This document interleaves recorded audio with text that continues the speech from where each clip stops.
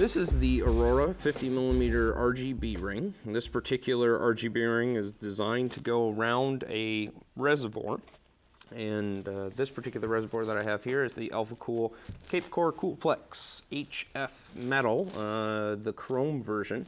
And this ring is designed to fit around the outside. They come in two different sizes, 50mm and 60mm. But again, they are supposed to illuminate and help illuminate the liquid and the reservoir itself.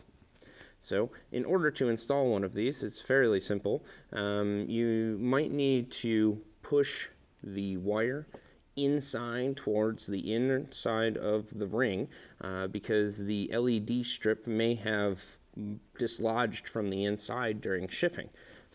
So just be sure to check the LEDs on the inside that they are flush against the inside of the ring.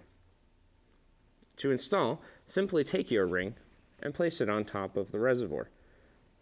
Insert slowly as you will feel the LEDs starting to fit around the outside of the res. The light is mountable anywhere along the shaft of the reservoir. It can be mounted at the top, middle, or the bottom. We've found that it's most effective on the bottom or located at the top.